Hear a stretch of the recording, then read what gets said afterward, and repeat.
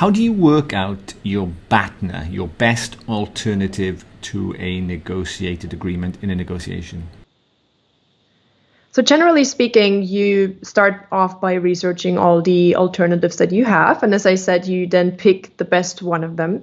And what's important is that you need to be specific about it. You can't just go, well, if I don't get that job, I'll just get another job. I'll get another offer. But you need to really research what other job, where is it going to be? When is it going to start? How much will they pay me? How far do I have to travel to get there?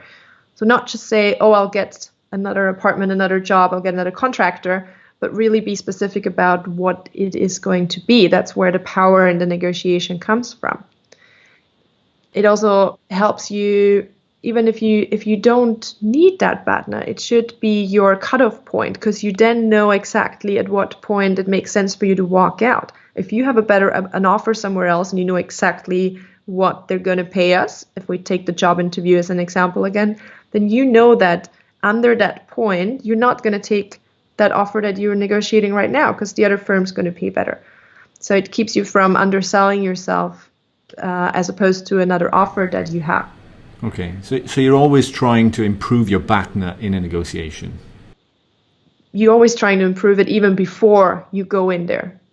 You're trying to improve the BATNA itself, but also the perception of your BATNA. Air France, for example, was going to buy a new fleet of airplanes a while back, and they were negotiating with both Airbus and Boeing, and it turned out years later they were never interested in buying an Airbus. But they used that to show that, look, we're negotiating with someone else as well. You're not the only supplier we potentially have. So it's a lot about perception. Once you're in the negotiation, what matters much more than your actual BATNA is what is the other side going to think your BATNA is. Okay. Can you give an example of a BATNA in a legal and business context?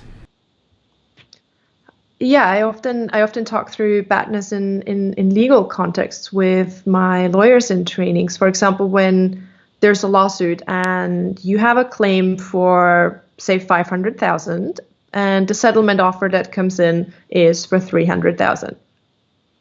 Do you take it or do you go to court?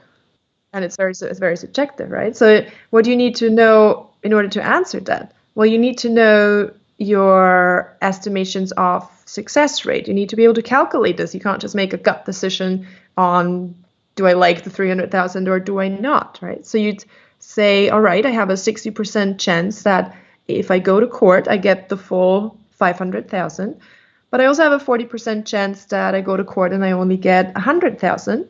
And in any case, I'll have $50,000 in legal fees. Now, do you take the 300,000 settlement offer? And now we need to whip out the calculators, because if you look at 60% of 500,000, that's 300,000, and the 40% of 100,000, that's 40,000, right? And then you take it together, makes 340,000, minus the 50,000 in litigation costs, gives me 290,000. Yeah. For my chances in court. Yeah. Do you take it now, the 300 settlement offer? Okay. You most likely would. Yeah. Okay. When in the beginning you thought that wasn't a good deal, if you start analyzing how your chances are in court and do a serious calculation, which to my mind should be a prerequisite before we take any case to court, doing this BATNA analysis, really thinking about what are my chances in court, what are my fees, what am I hoping to get out of it. Only once you've done that calculation can you go ahead or decide not to go ahead with a litigation and really advise a client on what's the better way to go.